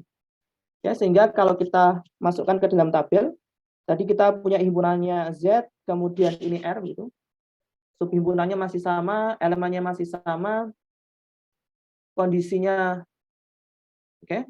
Ketika kondisinya ini, kita menambah kondisi, yaitu ketika AB sama dengan 0, di dalam bilangan bulat begitu, kemudian kita memiliki kondisi bahwa R ini membagi habis AB, kalau pada bilangan bulat itu pasti A0 atau B0, sehingga R pasti membagi 0 atau R membagi A atau R membagi B. Tetapi konsep ini menjadi beda di dalam suatu ring, karena kita mengenal elemen pembagi 0, sehingga ketika kita memiliki AB sama dengan 0, dengan ketentuan AB ini di dalam P, kita akan muncul suatu kemungkinan A-nya tidak 0 dan B-nya tidak 0. Nah, ketika A-nya tidak 0 dan B-nya tidak 0, maka akan memunculkan kemungkinan bahwa A-nya tidak di dalam P dan B-nya tidak di dalam P. Karena elemen 0 ini kan pasti merupakan elemen di dalam suatu ideal. Ketika A-nya tidak 0 dan B tidak 0, maka ada kemungkinan bahwa A-nya bukan elemen P dan B bukan elemen P. Nah, kondisi ini selanjutnya menjadi suatu syarat tambahan pada konsep baru, yaitu ideal prima lemah. Baik. Ideal prima lemah ini diberikan masih sama, yaitu ring R dan ideal sejati P pada R gitu. Disebut ideal prima. Oh ya, ini ini harusnya ideal prima lemah begitu ya pada R. Jika untuk setiap AB di dalam R, nah kondisinya diperlemah. Jadi kalau pada ideal prima tadi AB-nya itu boleh 0 begitu ya. Tetapi pada ideal prima lemah ini AB-nya tidak boleh 0. Hal ini menghindari kemungkinan kasus ini. Menghindari kemungkinan bahwa akan ada AB di dalam P tetapi A tidak di dalam P dan B tidak di dalam P. Menghindari kasus ini. Nah, penambahan kondisi yaitu AB-nya tidak sama dengan 0. Maka berlakunya masih sama, yaitu A di dalam P atau B di dalam P. Nah, karena ideal prima lemah ini merupakan suatu kasus khusus begitu ya dari ideal prima, maka setiap ideal prima merupakan ideal prima lemah. Jadi contoh-contoh di atas tentang ideal prima pasti juga ideal prima lemah. Kemudian, nah untuk membedakan apakah ada ideal prima yang tidak prima lemah atau sebaliknya begitu, maka di dalam Anderson dan Eric ini memberikan suatu teorema, jika kita punya ring R dan P-nya ideal prima lemah pada R, jika P-nya tidak prima, maka perpangkatan dari P ini itu sama dengan himpunan atau ideal 0 begitu. Nah, oleh karena kita untuk menunjukkan agar lebih mudah kita gunakan implikasi bahwa kontraposisi bahwa kalimat jika P tidak prima maka P kuadrat sama dengan 0, kita ambil bahwa jika P kuadrat tidak sama dengan 0 maka P prima. Nah, sehingga kita ambil pada Z6 contohnya dua idealnya yaitu 0 dan ideal yang isinya 0 dan 3. Keduanya ideal prima lemah pada Z6. Nanti bisa keduanya ini merupakan contoh ideal prima lemah pada Z6. Dapat kita perhatikan bahwa 0 kuadrat ini nanti hasilnya akan 0 sesuai dengan definisi perkalian ideal yang disebutkan sebelumnya. Kemudian 0 kali 3 kuadrat ini, 0,3 kuadrat ini nantinya tidak akan sama dengan 0. Maka berdasarkan teorema Anderson ini, maka kita dapatkan bahwa 0 itu bukan ideal prima, dan ideal 0,3 ini merupakan ideal prima. Jadi ini adalah contoh ideal prima lemah yang tidak ideal prima begitu. Baik, kemudian ini adalah untuk menghitung hasil dari operasi 0,3 yang dikuadratkan. Yang pertama sebelumnya saya kembali ke tadi. Ya, jadi hasil operasi dari dua ideal itu adalah jumlahan dari setiap hasil kali setiap elemennya. Sehingga kita yang pertama perlu mengalihkan dulu, kemudian kita akan menjumlahkan elemennya. Nah, cara mencarinya didapatkan seperti ini. Kita kalikan dulu elemen-elemennya, kemudian hasil dari elemen-elemen ini kemudian kita jumlahkan. Nah, maka ini adalah hasil dari 0,3 pangkat 2. Nah, kemudian masuk ke dalam ideal hampir prima. Seperti yang sudah dijelaskan di awal bahwa ideal hampir prima ini gabungan konsep Ya, saya menyebutnya gabungan. Atau nanti ada bahasa yang lebih baik. Ada konsep ideal prima lemah, kemudian ideal nilpotent begitu. Ya, ideal nilpotent diberikan bahwa kalau kita punya R dan I-nya ini ideal pada R, I disebut ideal nilpotent jika ada N lebih dari 1, sehingga I kuadrat sama. Pada ideal prima lemah, kita memiliki bahwa kondisinya adalah AB tidak sama dengan 0 di dalam P. Penulisan AB tidak sama dengan 0 di dalam P itu bisa dituliskan sebagai AB di dalam P dikurangi 0. Maka ketika kita menganggap P itu suatu nilpotent dengan N sama dengan 2, penulisan ini kita bisa tuliskan sebagai AB di dalam P min P kuadrat. Ideal prima merupakan kasus khusus untuk suatu, ini harusnya ideal prima lemah. Ideal prima lemah merupakan kasus khusus untuk suatu P ideal nilpotent dengan N sama dengan 2. Jadi ideal prima lemah itu adalah kondisi AB elemen P min P kuadrat dengan P-nya itu merupakan nilpotent dengan N sama dengan 2. Dalam yang saya pahami, nanti mohon masukannya tidak ada yang salah. Maka kemudian diperumum, ya, kasus ini kemudian diperumum untuk suatu P kuadrat yang tidak sama dengan 0. Jadi sehingga kita punya bahwa ketika kita punya ring R, kemudian ideal sejati P di dalam R, ideal P ini disebut ideal, ini harusnya ideal hampir prima pada R, jika untuk setiap AB di dalam R, nah dengan kondisi barunya adalah ini, yaitu AB di dalam P min P kuadrat, berlaku A di dalam P atau B di dalam P. Ini definisinya. Mohon maaf, ini harusnya ideal hampir prima. Begitu. Kemudian contohnya, setiap ideal prima lemah merupakan ideal hampir prima. Ya, hal ini berarti setiap ideal prima merupakan ideal hampir prima. Jadi karena pengkhususan begitu, sehingga konsep-konsep sebelumnya bisa masuk ke dalamnya. Nah, ini contohnya, saya ambil Z12 begitu. Ini tabel Kelly-nya. Kemudian saya pilih P-nya sebagai ideal pada Z12, himpunannya 0, 2, 6, dan seterusnya ini. Kemudian saya memiliki P kuadratnya ini, dan dimiliki P min P kuadratnya ini. Nanti dapat dicek di dalam tabel Kelly di atas bahwa untuk setiap AB di dalam Z12 dengan ketentuan AB-nya di dalam ini, itu berlaku A di dalam P atau B di dalam P. Oleh karenanya, P-nya ini nanti merupakan contoh ideal hampir prima pada Z12. Dan bagaimana cara menghitung P kuadratnya ini nanti bisa menggunakan algoritma pada penghitungan 0,3 tadi. Selanjutnya kita akan masuk kepada submodul begitu ya. Ya, sebelumnya bagaimana submodul itu terbentuk? Ketika kita punya ring komutatif gitu, ring komutatif R. Jadi suatu ring komutatif ini nanti kita bisa mendapatkan grup komutatif R terhadap penjumlahan gitu. Selain itu kita nanti juga akan memiliki suatu ideal I. Tadi yang sudah disebutkan bahwa di dalam ring nanti kita bisa mendapatkan ideal. Nah, dari dua komponen ini, ring komutatif dengan grup komutatif yang kita miliki, dilengkapi operasi skalar yang memetakan R ke, ini harusnya R cross R ke R. Itu nanti akan membentuk R modul R. Oke. Jadi nanti akan membentuk R modul R.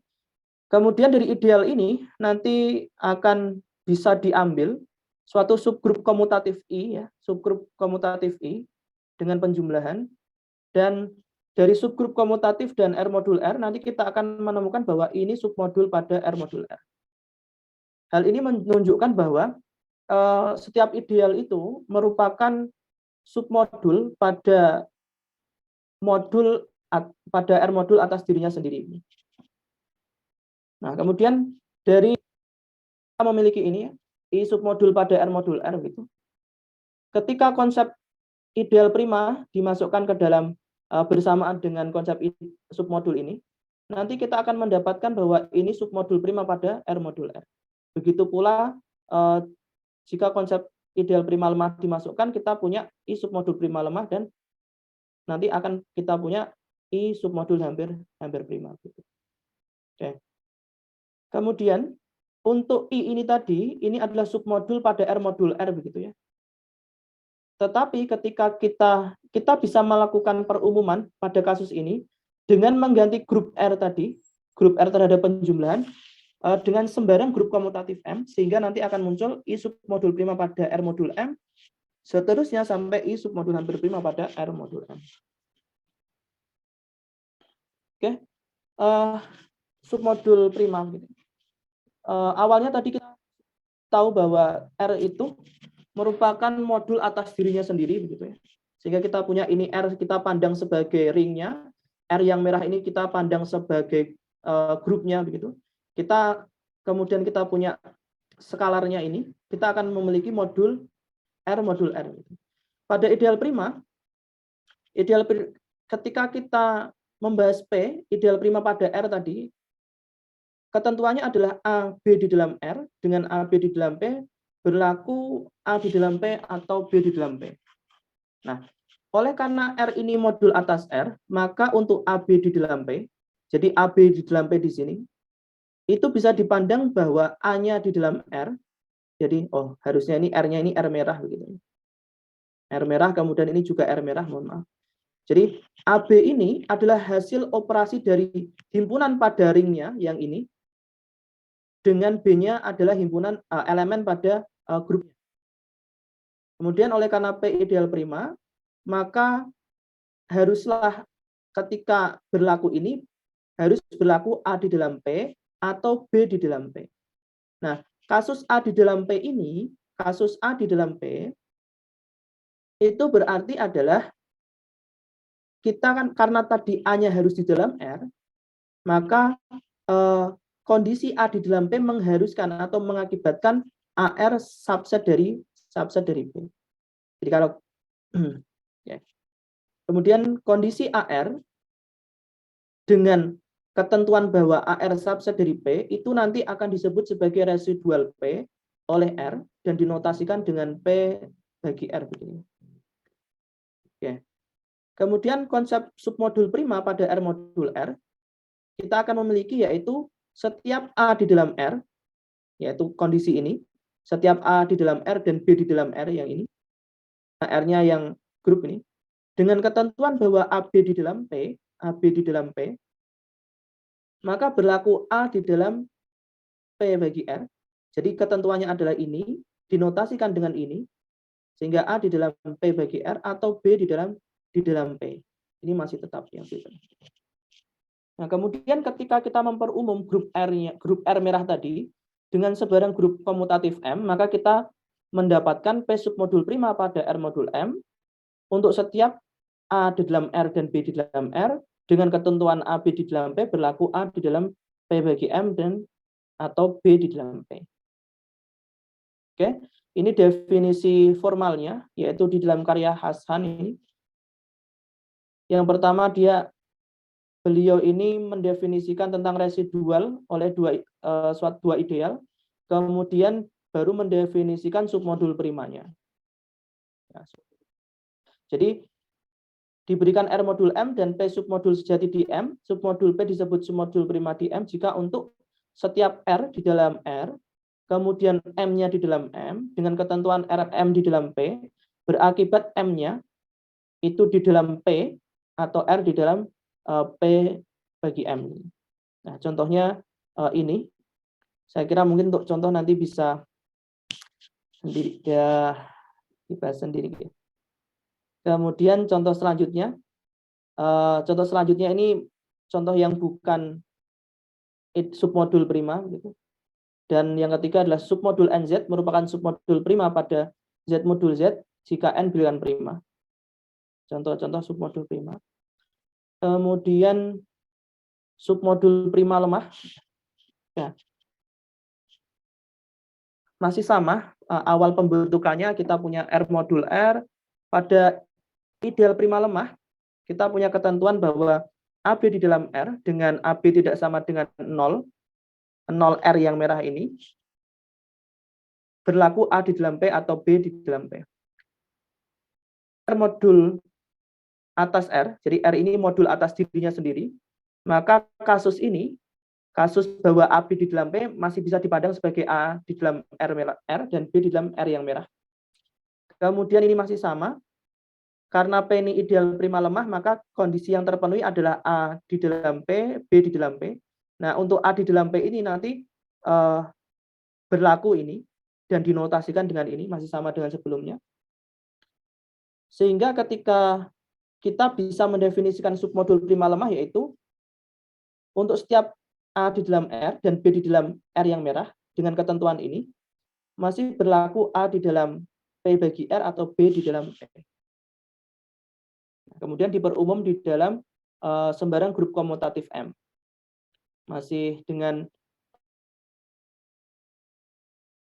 kemudian perumumannya, yaitu P submodul prima lemah pada R modul M, itu untuk setiap A di dalam R dan B di dalam M, dengan kondisi AB tidak sama dengan 0 di dalam M di dalam P, berlaku A dalam elemen dari P bagi M atau B di dalam P.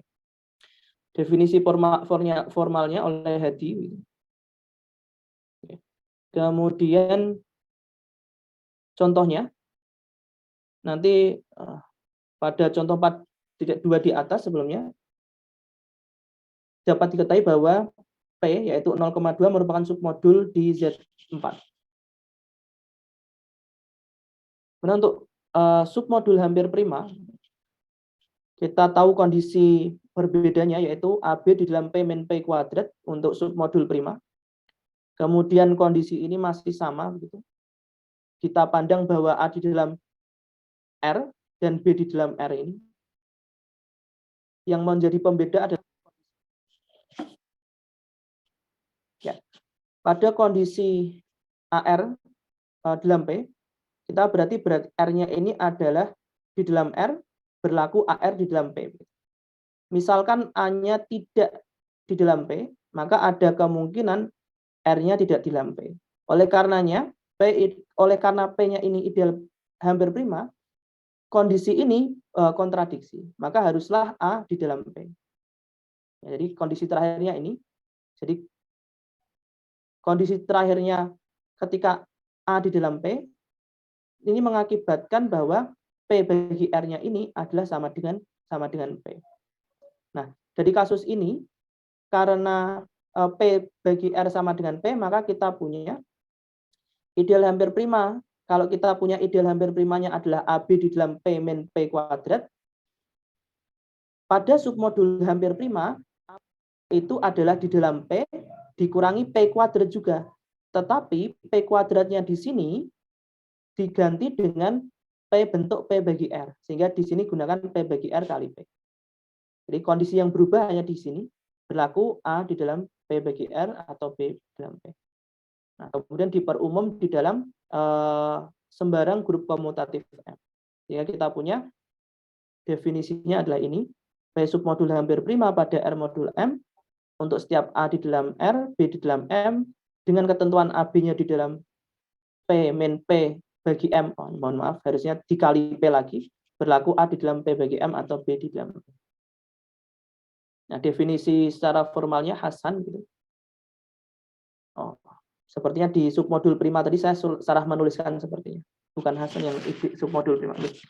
Kemudian dimiliki lemma setiap submodul prima atau submodul prima lemah di R modul M merupakan submodul hampir prima modul M. Nah, sehingga kita punya contoh-contoh pada submodul sebelumnya, merupakan submodul hampir prima. Kemudian ada satu kondisi diberikan R modul M dan P submodul di R modul M. Jika P bagi M kali P sama dengan P, maka P ini submodul hampir prima di R modul M. Jadi pengecekannya cukup menghitung bahwa P bagi M kali P sama dengan P. Nah, contohnya adalah ini, diambil P-nya sama dengan 0,6, kemudian P bagi Z12 nanti kita punya 6Z. Nah, perkalian dari P12 dengan P itu nanti didapatkan sama dengan P. Nah, oleh karenanya nanti bisa disimpulkan bahwa P submodul hampir prima di Z modul Z12. Nah, tetapi ada 3 di dalam PZ12 dan 2 di dalam P yang memenuhi ini. Oleh karenanya P ini bukan submodul prima dan bukan submodul prima lemah. Jadi P06 ini merupakan contoh submodul hampir prima yang bukan submodul prima dan bukan Kemudian ini adalah beberapa artikel yang saya kumpulkan tentang perkembangan penelitian konsep prima ini. Yang pertama ini ada perkembangan ideal prima digabung dengan fuzzy begitu. Kemudian ada E-prime. E-prime ini perkembangan atau penelitian dengan merubah atau menambah, saya juga belum membaca ini, tetapi kondisinya ini merubah. Kalau tadi kita kondisi AB-nya di dalam P, kemudian ada di dalam P min 0, kemudian ada P min P kuadrat. Nah, E-prime ini nanti fokusnya juga perubahan-perubahan itu.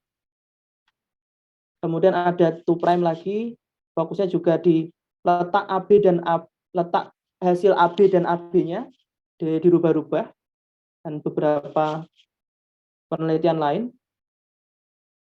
Selain itu, nah tadi yang sebelumnya perkembangannya tentang merubah letak dari A, B, kemudian letak dari AB, beberapa penelitian adalah merubah submodul atau idealnya. Contohnya ini milik Pak Adit ini. Milik Pak Adit merubah submodulnya. Jadi kalau sebelumnya submodul biasa, nah ini submodul pada modul Dedekind. Kemudian ada lagi, nah ini juga sama milik Pak Adit, merubah submodulnya pada Z modul M22Z9. Begitu Pak UH, apa yang bisa saya sampaikan. Oke. Terima kasih Mas Zakaria. Kita beri aplaus dulu ya untuk Mas Zakaria. Luar biasa ya. Jadi ini melanjutkan, karena di Indonesia sendiri kan cukup banyak ya yang meneliti terkait dengan ring prima, ideal prima, atau kan terus juga yang dikaitkan dengan modul, submodul prima juga. Oke. Ini sudah ada yang resen satu, tapi sebelumnya mungkin ini ya pertanyaan dari kolom chat dari Budian. Untuk Mas Zakaria, ini ring yang digunakan apakah ring komutatif yang disampaikan tadi? Iya, Ibu. Ya. Boleh langsung saya jawab, Pak UH? Oh ya, silakan, langsung dijawab aja ya. Gitu, Mas. Ring yang saya gunakan di sini merupakan ring komutatif. Itu. Ya, keseluruhannya. Keseluruhannya. Karena beberapa konsep ini kan kalau tidak salah keprimaan itu juga terpengaruh dari situ. Ada yang mendefinisikan prima untuk yang ringnya sebarang juga ya. Jadi ya sudah terjawab nih yang dipakai ring komutatif. Oke, selanjutnya ini ada dua yang resen. Mungkin dari yang pertama resen dulu ya. Tadi ada Pak Agustinus Ola Barwai. Silahkan mungkin kepencet atau ingin bertanya. Silahkan. Halo, selamat sore. Oke, selamat sore Bapak. Ya, sebenarnya saya melanjutkan pertanyaan saya hampir sama seperti Ibu yang tadi yang ring komutatif.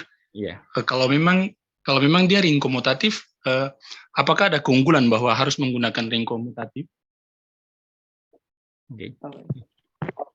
Baik, itu aja. Terima kasih. Ya. Langsung saja Pak Wan. Ya, silakan. Terima kasih atas pertanyaan Pak Agustinus. Jadi saya di sini sebenarnya hanya menyampaikan hasil belajar saya begitu Bapak, dan belum sampai meneliti sejauh itu, tetapi yang saya tahu dari beberapa artikel yang saya baca, ketika kita nanti menggunakan ring non komutatif ada sifat tersendiri yang berbeda. Jadi tidak saya ambil yang ring non komutatif itu untuk membatasi penelitian ini. Begitu. Ya. Karena salah satunya ada constraint ini ya, terkait dengan, kan tadi kan sudah disampaikan untuk tesis kan. Dan yang non komutatif saya yakin pasti akan lebih complicated karena beberapa sifat kan nggak serta-merta bisa digeneralkan. Ya, apakah sudah terjawab Pak Agustinus? Baik Pak, terima kasih banyak. Ya, terima kasih. Oke. Pertanyaan selanjutnya mungkin dari Pak Adit, silahkan. Oke, terima kasih ya. Ini menyenangkan melihat penelitian kita di bahasa diceritakan ulang oleh seseorang dengan bahasa yang sedikit berbeda gitu ya. Ya nggak sedikit tapi lumayan cukup berbeda, jadi menyenangkan nih. Tadi mungkin terkait dengan pertanyaan Mas Agustinus ya, Mas Zakaria mungkin nanti bisa baca terkait keprimaan ini dari P.F. Smith ya, dia mendefinisikan semodel prima dengan R-nya tidak komutatif gitu. Lebih rumit sih ya Pak. Iya. Oke, ini pertanyaan saya terkait ini 6 tahun lalu saya kepikiran gitu. Nah, tiba-tiba dengar Mas Zakaria ngomongin ini jadi teringat kembali gitu. Dulu saya nggak berhasil membuktikan dan tidak berhasil membuktikan salah, tidak berhasil membuktikan benar. Tapi dari contoh-contoh sih sepertinya benar gitu. Jadi saya tidak berhasil menemukan, cepat tahu Mas Zakaria malah sudah nemu contohnya ya, tidak berhasil menemukan ideal prima lemah. Yang menemukan ideal prima lemah, tapi dia bukan nol gitu. Sama Pak. Cuman dia buka yang murni ideal prima lemah gitu. Cuman kalau ideal hampir prima kan pasti ada, dan ideal prima lemah kan pasti ideal hampir prima gitu. Nah, saya perasaan dari dulu temu ideal jadi di antara ideal prima, ideal hampir prima dan ideal prima lemah itu saya nggak nemukan ideal yang murni ideal prima lemah tapi bukan nol gitu. Apa Mas Zakaria pernah nemu nggak gitu? Sama Pak, saya belum menemukan juga. Oh iya. Saya akhirnya kan menggunakan teorema bahwa setiap ideal nol ideal prima lemah itu Pak. Iya. Sepertinya benar, cuman saya gagal membuktikan. Dah terlupa 6 tahun tiba-tiba Mas Zakaria ngomongin itu jadi kepikiran kembali gitu. Ya, terima kasih Mas Zakaria. Nanti kapan-kapan kita bisa diskusi ya. Ya, terima kasih juga Mbak Niken yang sudah membimbing Mas Zakaria ini. Jadi saya melihat apa yang saya kerjakan dulu dari sudut pandang yang lain gitu. Terima kasih Pak. Oke. Nah, silakan mungkin ada yang menanggapi Bu Niken. Pembimbing abadi saya nih Pak. Ya, saat ini Zakaria sedang in review prosesnya Pak. Jadi mohon doanya Zakaria juga mudah-mudahan bisa jadi teman kita nantinya buat join riset gitu Pak. Jadi saya mohon mungkin juga masukan dari Pak Hua kalau ada masukan buat kami, buat Zakaria dan juga buat saya, dan teman-teman yang lainnya. Gitu. Oke, makasih juga ya. Nanti kita bisa ngobrol di belakang. Ya Pak. Jadi ada wajah-wajah baru ya nanti ya ketika ada forum-forum aljabar tuh kan. Iya. Tapi kan tadi ini ya menyambung ini ya pernyataannya Mas Zakaria tadi ya. Setahu saya kan ini teoremanya kan kalau dia ideal nol terus jadi prima lemah kan. Tapi kan konversinya kan yang ditanya Pak Adi tadi kan lebih ke konversinya itu tadi kan. Jadi bisa jadi masih ada ininya. Iya. Mencoba juga belum ketemu. Ya maka dari itu. Soalnya kalau mau dibuat alasan untuk konversinya tidak berlaku juga sepertinya sulit. Menjamin semuanya tuh harus nol itu kan kayak juga nggak mudah. Dan bisa jadi ada ya. Oke, silahkan mungkin kalau ada yang lain. Karena waktu kita mepet mungkin ini ya satu pertanyaan terakhir kalau ada. Ini sudah hampir azan asar. Biasanya patokannya itu ya, kalau udah azan asar segera berakhir itu kan. Wah, sepertinya tidak ada. Oke, jadi karena tidak ada mungkin bisa kita cukupkan ya untuk sesi ini. Jadi mungkin kalau ada yang baru pertama ikut AJS terus bingung tuh kan, kok ini bukan dari dosen kan. Jadi dari kita sebenarnya salah satu tujuannya kenapa kok ada algebra join seminar itu adalah untuk ini ya forum untuk sharing tuh kan.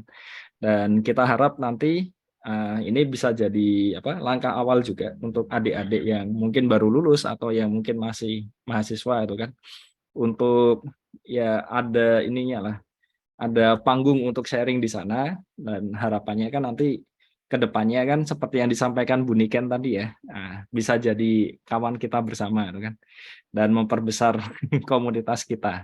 Jadi harapannya seperti itu. Mungkin itu saja yang ini ya untuk yang sesi 2 ini. Sekali lagi terima kasih untuk Mas Zakaria sudah Terima kasih sharing, juga Pak Uha. menarik sekali tadi untuk ini ya yang disampaikan. Oke, jadi itu saja. Ya, saya kembalikan ke MC ya. Jadi kepada Mbak Meta, ya terima kasih. Mungkin bisa saya cukupkan. Mbak Meta kan ya tadi. Iya, betul. Ya.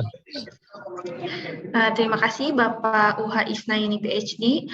Alhamdulillah tibalah kita di penghujung acara. Sekali lagi kami ucapkan terima kasih kepada moderator dan narasumber pada hari ini, yaitu Bapak Uha Isnaini PhD, Ibu Siti Hobibah MSc, dan Bapak Zakaria Ikhtiar Emat yang telah menyampaikan materi yang memotivasi dan inspirasi. Semoga yang disampaikan dapat bermanfaat bagi kita semua. Memasuki acara yang terakhir yaitu penutup, marilah kita tutup acara ini dengan bacaan hamdalah bersama-sama. Alhamdulillahirrahmanirrahim.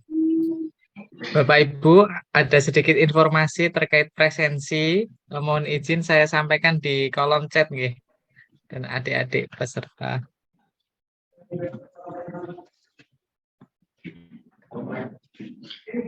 Saya selaku pembawa acara mengucapkan terima kasih kepada seluruh hadirin yang ikut berpartisipasi dalam acara ini.